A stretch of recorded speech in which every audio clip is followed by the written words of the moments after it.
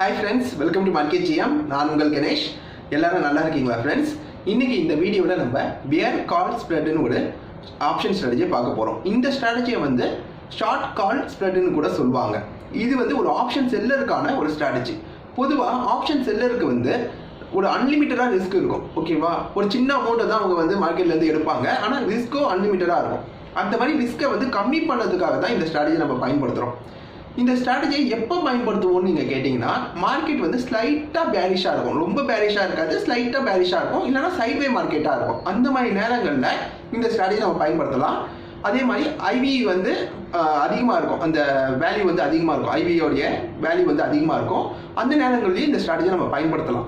இந்த ஸ்ட்ராட்டஜியை எப்படி நம்ம கன்ஸ்ட்ரக்ட் பண்ணுவோம்னு நான் சொல்கிறேன். பொதுவாக ஒரு கால் ஆப்ஷனை ஏடிஎம் இல்லைனா ஸ்லைட்டாக ஓடிஎம்மை வந்து நம்ம செல் பண்ணுவோம். நீங்கள் வந்து ஓடிஎம் ஃபர்தராக கீழே இருக்க ஓடிஎம்மை கூட செல் பண்ணலாம். ஆனால் அது மாதிரி பண்ணிங்கன்னா உங்களுக்கு ரிசீவ் ஆகிற அந்த ப்ரீமியம் அமௌண்ட் வந்து கம்மியாக இருக்கும். அதனால தான் நான் ஏடிஎம் இல்லைனா ஸ்லைட்டாக ஓடிஎம்மை வந்து செல் பண்ண சொல்கிறேன். அதுக்கப்புறம் என்ன பண்ணுவீங்கன்னா, நீங்கள் வந்து ஃபர்தராக அதுக்கும் கீழே இருக்காது, அதை விட ஹையர் ஸ்ட்ரைக் ப்ரைஸை வந்து ஒரு கால் ஆப்ஷனை வந்து பை பண்ணுவீங்க. ஓகேவா? இப்படி நீங்கள் பண்ணுறது மூலயமா உங்களுடைய ரிஸ்க் வந்து ஒரு லிமிட்டருக்குள்ளே வந்துடும், ஒரு லிமிட்டட் அமௌண்ட்டுக்குள்ளே வந்துடும். ஓகேவா? உங்களோட ரிவார்டும் ஒரு சின்ன அமௌண்ட்டாக தான் இருக்கும். பொதுவாக இந்த ஸ்ட்ராட்டஜியை நீங்கள் பயன்படுத்துறதால உங்களுக்கு இருக்க பெனிஃபிட் என்னென்னா, ரிஸ்க் ரிவார்டு வந்து ஒரு அளவுக்கு உங்களுக்கு வரும். ஒரு அளவுக்கு நீங்கள் உங்களோட ரிஸ்க் ரிவார்டை ஒரு கரெக்டாக வச்சுக்க முடியும். ரெண்டாவது வந்து உங்களோட மார்ஜின் ரெக்குவயர்மெண்ட் வந்து கொஞ்சம் கம்மியாகவே இருக்கும்.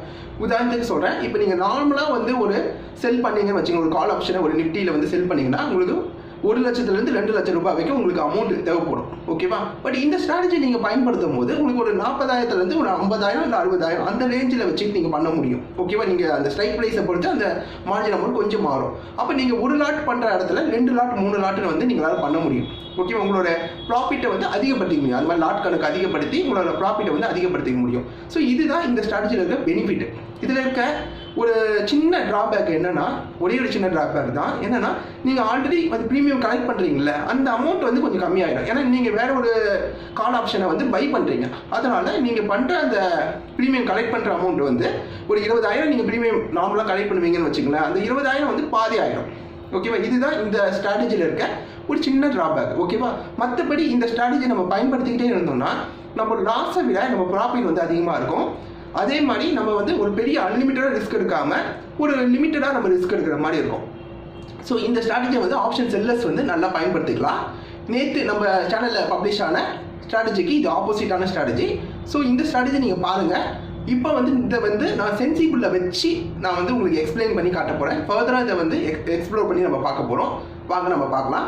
அதுக்கு முன்னாடி ஒரு சின்ன ரிக்வெஸ்ட், நம்ம சேனலை மறக்காமல் சப்ஸ்கிரைப் பண்ணிட்டு பாருங்க. ஏன்னா நீங்கள் செய்கிற அந்த உதவி எனக்கு மிகப்பெரிய அளவில் பயனுள்ளதாக இருக்கும். ஓகேவா ஃப்ரெண்ட்ஸ்? இப்போ நம்ம சென்சிபிளில் வச்சு எக்ஸ்ப்ளோர் பண்ணி பார்க்கலாம். இப்போ நம்ம சென்சிபிளில் இருக்க ஸ்ட்ராட்டஜி பில்டரை ஓப்பன் பண்ணிக்கலாம். இதில் நான் பேங்க் நிஃப்டியை சூஸ் பண்ணுறேன். இதோடைய எக்ஸ்பிரி வந்து 31 ஜூலையில் இருக்குது. இப்போ கால் ஆப்ஷனில் போயிட்டு ஏடிஎம்மை வந்து நான் செல் பண்ணுறேன் ஃபஸ்ட்டு. இப்போ வெறும் ஏடிஎம்மை மட்டும் நான் செல் பண்ணும்போது என்னோடய ப்ராஃபிட் மேக்ஸிமம் ப்ராஃபிட் வந்து ஆல்மோஸ்ட் வந்து ஒரு 20,000 கிட்ட இருக்குது. மேக்ஸிமம் லாஸ் வந்து அன்லிமிட்டடாக இருக்குது. எனக்கு தேவைப்படுற ஃபண்டு வந்து 2,41,000 தேவைப்படும். இந்த மாதிரி நான் வெறும் செல் மட்டும் பண்ணதுக்கு. இதில் வந்து நான் பே அப் டேபிளில் போய் பார்க்குறேன். இன்டர்வல் வந்து 500 வச்சுக்கிறேன். அப்படி பார்த்தோம்னா நம்மளுக்கு ரிஸ்க் வந்து அதிகமாகவே இருக்கும். நம்மளுக்கு வந்து ஒரு வேளை நம்ம எதிர்பார்த்த மாதிரி மார்க்கெட் வந்து ஒரு சைட் வேவாவோ இல்லைனா ஒரு பேரிஷாவோ இல்லாமல் ஒரு புல்லிஷாக நல்லா போக ஆரம்பிச்சிச்சுன்னா நம்மளுக்கு வந்து ரிஸ்க் வந்து அதிகமாக ஆகும். நம்மளுக்கு அமௌண்ட்டை வந்து அதிகமாக லூஸ் பண்ணுற மாதிரி இருக்கும். அதே நேரத்தில் நமக்கு அமௌண்ட்டும் வந்து இந்த மாதிரி நம்ம வெறும் செல் மட்டும் பண்ணதுக்கு நம்மளுக்கு அமௌண்ட்டும் 2.5 லட்சத்துக்கிட்ட ஆல்மோஸ்ட் நம்மளுக்கு தேவைப்படுது. ஓகேவா? இப்போ நம்ம இதை ஓவர் கம் பண்ணதுக்கு நம்ம என்ன பண்ணலான்னா, ஒரு ஏடிஎம்மை வந்து நம்ம பை பண்ணிக்கலாம். இப்போ நான் என்ன பண்ணுறேன்னா, அதுக்கு பக்கத்தில் இருக்க ஒரு ஏடிஎம்மை வந்து நான் பை பண்ணுறேன். இப்படி நான் பை பண்ணும்போது என்னுடைய மேக்ஸிமம் ப்ராஃபிட் வந்து கம்மி ஆகிடுச்சு. முன்னாடி 20,000 கிட்ட இருந்துச்சு, இப்போ வெறும் 1,700 ரூபாய்க்கு வந்துடுச்சு. அதுமாதிரி மேக்ஸிமம் லாஸும் வந்து ஒரு 1,700 ரூபாய் ரேஞ்சில் வந்துடுச்சு. எனக்கு ரேஷியோ வைஸில் பார்த்தீங்கன்னா கரெக்டாக 1:1 ரேஷியோவில் வந்துடுச்சு. ஆனால் எனக்கு தேவைப்படுற ஃபண்டு பார்த்தீங்கன்னா வெறும் 61,000 இருந்தாலே இந்த ஸ்ட்ராட்டஜியை நான் பயன்படுத்த முடியும். 62,000 வச்சுருந்தாலே நீங்கள் பயன்படுத்த முடியும். அப்போ ஒரு 3 லாட் இதில் நீங்கள் பயன்படுத்தலாம். அதே பணத்தை வச்சு 2 லட்சத்தை வச்சு ஆல்மோஸ்ட் 3 லாட்டு இல்லைன்னா 4 லாட்டு நீங்கள் பயன்படுத்தலாம். அப்போ நீங்கள் 4 லாட் பயன்படுத்தினீங்கன்னா ஒரு 6000 வரைக்கும் மேக்ஸிமம் ப்ராஃபிட் இருக்கும். மேக்ஸிமம் லாஸும் வந்து உங்களுக்கு 6000 கிட்ட இருக்கும். ஓகேவா? ஸோ அப்படி நீங்கள் பண்ணி நீங்கள் எடுத்துக்கலாம். உங்களுக்கு வந்து அந்த ரிஸ்க் ரிவார்டு வந்து உங்களுக்கு கரெக்டாக இருக்கும். நீங்கள் மல்டிபிள் ட்ரேட்ஸ் நீங்கள் பண்ணும்போது உங்களுக்கு வந்து கரெக்டாக எல்லாமே நடக்கும். இதுவே நீங்கள் ஒரே ட்ரேடில் பெரிய அமௌண்ட் நீங்கள் எடுக்கணும்னு நினச்சி பண்ணிங்கன்னா ஒரே ஒரு வாட்டி உங்களுக்கு லாஸ் ஆனால் கூட, இப்போ நீங்கள் ஒரு 10 வாட்டி பண்ணுறீங்க, இதே மாதிரி ஒரு செல் மட்டும் பண்ணுறீங்கன்னு வச்சுங்களேன், ஒரே ஒரு வாட்டி நீங்கள் நினச்ச மாதிரி நடக்காமல் மேக்ஸிமம் லாஸ் வந்துடுச்சுன்னா மிகப்பெரிய அளவில் உங்களுடைய கேபிட்டல் அமௌண்ட் வந்து பாதிக்கப்படும். ஏன்னா ஆப்ஷன் செல்லருக்கு இருக்க பெரிய பிரச்சனை என்னென்னா அவங்களுக்கு அன்லிமிட்டடாக ரிஸ்க் இருக்குது. திடீர்னு மார்க்கெட் ரொம்ப பெரிய அளவில் மேலே ஏறவும் வாய்ப்பு இருக்குது, ரொம்ப பெரிய அளவில் மார்க்கெட் கிராஷ் ஆகவும் வாய்ப்புகள் இருக்குது. இந்த மாதிரி நடக்கும்போது ஆப்ஷன் செல்லர்ஸ் வந்து பாதிக்கப்படக்கூடாது என்பதுக்காக தான் இந்த ஸ்ட்ராட்டஜி. நீங்கள் ஒரு வேளை மேக்ஸிமம் ப்ராஃபிட்டை வந்து கொஞ்சம் அதிகம் பண்ணி எடுக்கணும்னு நீங்கள் நினச்சிங்கன்னா இந்த பக்கத்தில் ஓடிஎம்மை வாங்காமல் கொஞ்சம் தள்ளி போய் நீங்கள் ஓடிஎம்மை வாங்கணும். அப்படி பண்ணிங்கன்னா உங்களுக்கு வந்து மேக்ஸிமம் ப்ராஃபிட் கொஞ்சம் இன்க்ரீஸ் ஆகும், உங்களுக்கு மேக்ஸிமம் லாஸும் அதுக்கு தகுந்த மாதிரி கொஞ்சம் இன்க்ரீஸ் ஆகும். ஓகேவா?